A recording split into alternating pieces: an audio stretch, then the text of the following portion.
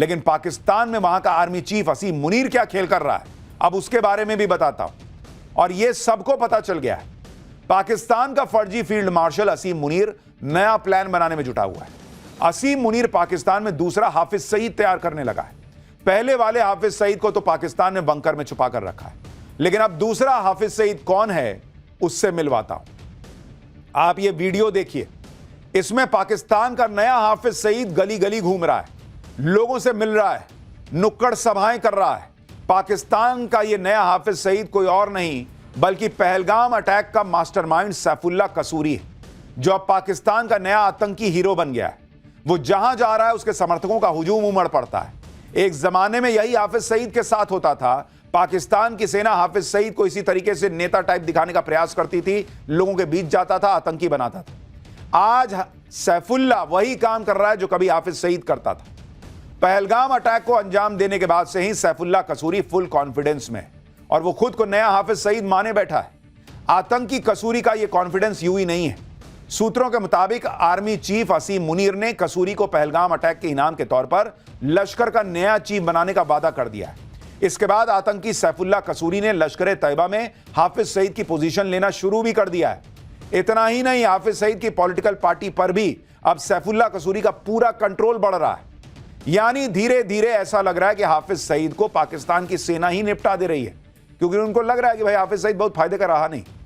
सैफुल्लाह ये नया माल लेके आए हैं जो नए तरीके से आतंकी तैयार करता है। सैफुल्लाह कसूरी ने खुद को लश्कर तैयबा में चीफ के तौर पर खुद को प्रोजेक्ट करना शुरू भी कर दिया है। वो अब पाकिस्तान में अपनी पॉलिटिकल ब्रांड बिल्डिंग शुरू कर चुका है, और यह तब हो रहा है जब 2 दिन पहले ही असीम मुनीर ने भारत के खिलाफ एक बार फिर वैसा ही जहर उगला है जैसा पहलगाम अटैक से ठीक पहले उगला था। इसलिए आशंका तो जताई जा रही है कि पाकिस्तान में एक बार फिर फौज और आतंकवादियों ने मिलकर भारत के खिलाफ साजिश रचनी शुरू कर दी है, क्योंकि सैफुल्लाह कसूरी और मुनीर की बॉन्डिंग तो पहलगाम अटैक के दौरान दिखाई दे दी थी। आतंकी कसूरी ने खुद कबूल किया था कि उसे पाकिस्तानी फौज और सरकार का जबरदस्त सपोर्ट है। अब सवाल है कि मुनीर ने कसूरी का ही अगला हाफिज बनना क्यों तय किया। इसकी भी बड़ी सॉलिड वजह है। सैफुल्लाह कसूरी अभी लश्कर तैयबा का डिप्टी चीफ है, हाफिज सईद का बेहद करीबी है, दोनों के बीच गहरी दोस्ती भी है। भारत के खिलाफ जहर उगलना हो या कश्मीर में टेरर अटैक करवाने हो, हाफिज सईद के बाद सैफुल्लाह कसूरी का ही नाम आता है। अब आपको सैफुल्लाह कसूरी की क्वालिफिकेशन बताता हूं, जिसकी वजह से वो पाकिस्तान का नया हाफिज सईद बनता जा रहा है। पहली क्वालिफिकेशन, हाफिज सईद की तरह सैफुल्लाह कसूरी की भी पाकिस्तानी फौज में ऊपर के लेवल तक बातचीत है।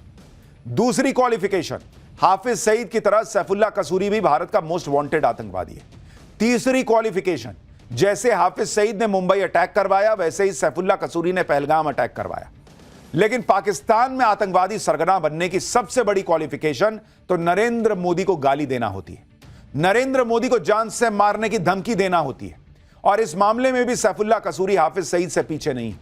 आप एक बार हाफिज सईद और अब ये नया वाला हाफिज सईद सैफुल्लाह, इन दोनों को सुनिए एक साथ कि कैसे पाकिस्तान के दोनों ग्लोबल आतंकवादी नरेंद्र मोदी का खून बहा देने की गीदड़ भभकियां देते हैं। अब आपके दिमाग में सवाल आ रहा होगा कि अगर सैफुल्लाह कसूरी लश्कर तैयबा का चीफ बनेगा तो हाफिज सईद क्या करेगा? कहीं हाफिज सईद मर तो नहीं गया है? कहीं हाफिज सईद भी किसी अज्ञात हमलावर का शिकार तो नहीं हो गया है? आखिर हाफिज सईद का करंट स्टेटस क्या है? हाफिज सईद का आतंकी बेटा जो भी कह रहा है कि हाफिज सईद एकदम फिट है, लेकिन सच क्या है वो आपको वीडियो में दिख जाएगा। यह हाफिज सईद का लेटेस्ट वीडियो आपको दिखा रहा हूं, जिसमें हाफिज सईद की हालत देखिए। ऐसा लग रहा है कि हाफिज सईद अपने होशो हवास में नहीं है। कहा जा रहा है कि हाफिज सईद अब 77 साल का हो चुका है और बहुत बीमार है। हालांकि एक आशंका यह भी जताई जा रही कि पाकिस्तानी एजेंसियों ने जानबूझकर हाफिज सईद का यह वीडियो जारी किया है ताकि हाफिज सईद को हटाकर सैफुल्लाह कसूरी को लश्कर की कमान सौंप दी जाए।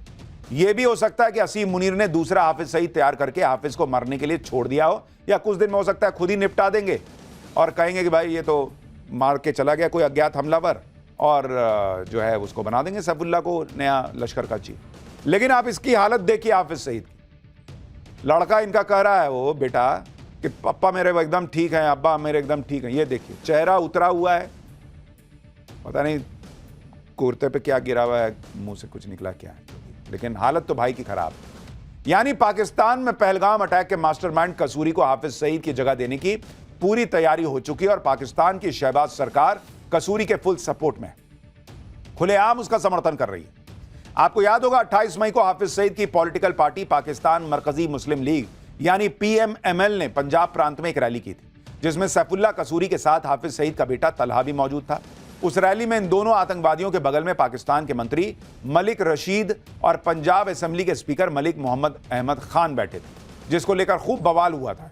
इसके बाद पंजाब असेंबली के स्पीकर ने सैफुल्लाह कसूरी का फुल सपोर्ट किया था और एक तरह से कसूरी को हाफिज सईद का उत्तराधिकारी बता ही दिया था। सैफुल्लाह कसूरी को मुनीर और शहबाज का तो समर्थन हासिल है, लेकिन सवाल यह है कि हाफिज सईद अपने बेटे तलहा के बजाय सैफुल्लाह कसूरी को ही अपना उत्तराधिकारी क्यों बनाना चाह रहा है। इसके बारे में भी आपको बताता हूं। साल 2017 में हाफिज सईद और लश्कर तैयबा ने अपनी पॉलिटिकल पार्टी बनाई थी, जिसका नाम था मिल्ली मुस्लिम लीग।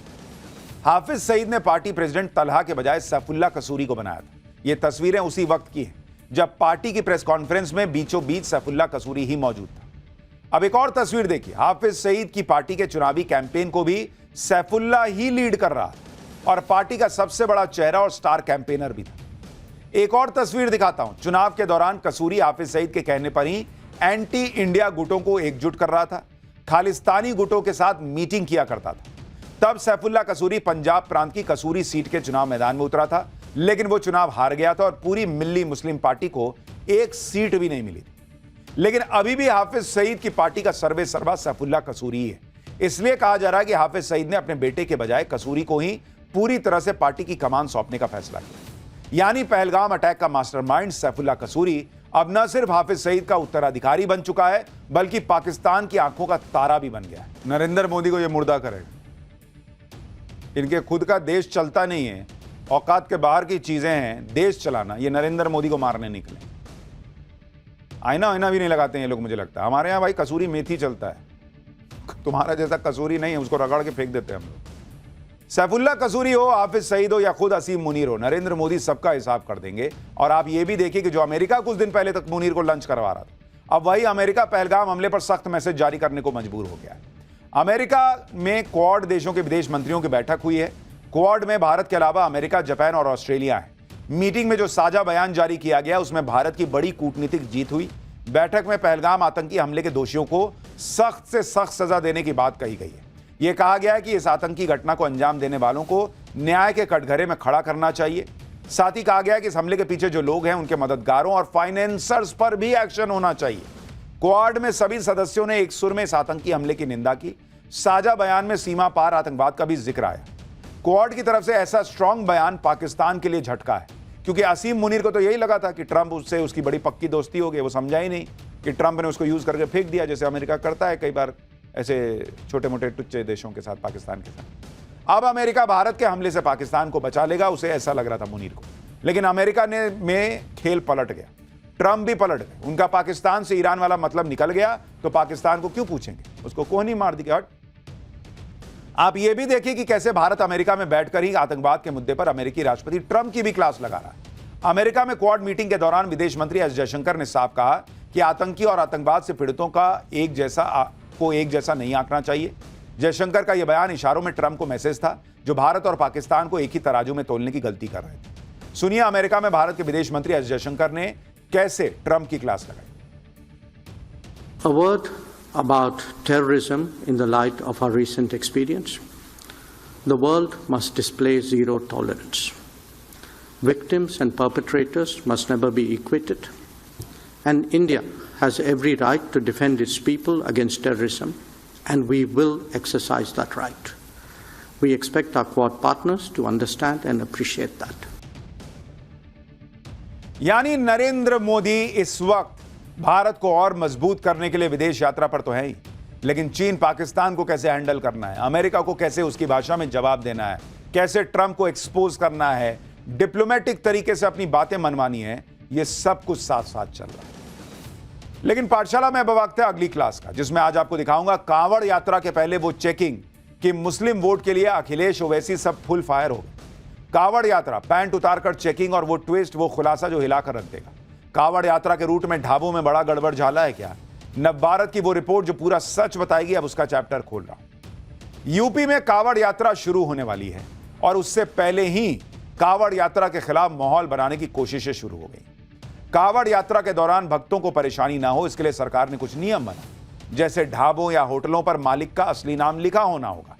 इससे भी अखिलेश यादव से लेकर ओवैसी तक को दिक्कत है। जब कुछ संगठनों ने ढाबों की चेकिंग की और असली नाम बताने के लिए कहा तो इस पर हंगामा शुरू हो गया। आरोप लगाए जाने लगे कि ढाबों के कर्मचारियों की पैंट उतारी गई। हिंदू मुसलमान का एंगल दे दिया गया इसको, जिस पर भयंकर हंगामा हो गया। समाजवादी पार्टी ने इस घटना को पहलगाम आतंकी हमले से जोड़ दिया। ओवैसी कहने लगे कि ये लोग होते कौन है चेकिंग करने वाले। इन सभी ने बिना सच्चाई या जांच हुए ही हल्ला मचाना शुरू कर दिया कि यूपी में मुसलमानों को परेशान किया जा रहा है, मुसलमानों से रोजी रोटी छीनी जा रही, जबकि जिस आदमी ने पैंट उतारने का आरोप लगाया था उसकी सच्चाई तो कुछ और ही निकली। कावड़ यात्रा पर हो रहे हंगामे की एक डिटेल आपको बताऊं, जो आप सुनेंगे तो हैरान रह जाएंगे कि किस लेवल की पॉलिटिक्स इस देश में होती है। लेकिन पहले देखिए कि कावड़ यात्रा के नाम पर किस तरह से यूपी में भयंकर माहौल बनाया जा रहा है।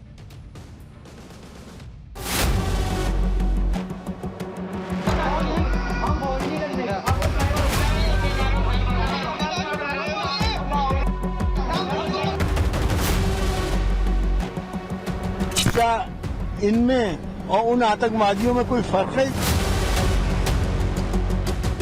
होता कौन पूछने वाला? मेरा नाम गोपाल। ये नाम है मेरा तजम्मुल जी। नाम छुपा के रखने वालों के साथ आप लोग क्यों खड़े रहे?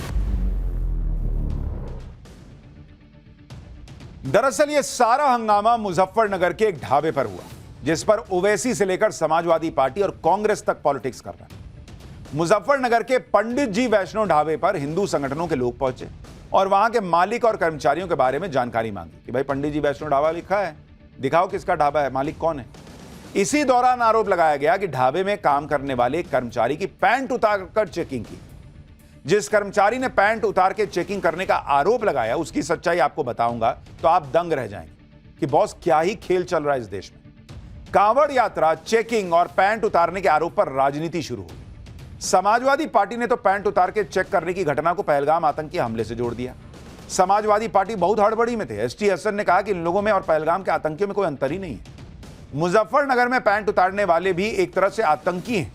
एक बार जरा एसटी हसन को सुनिए, फिर आपको बताऊंगा कि इस पैंट उतारने की घटना की सच्चाई क्या है और ओवैसी क्या कहते हुए इसमें कूद गए।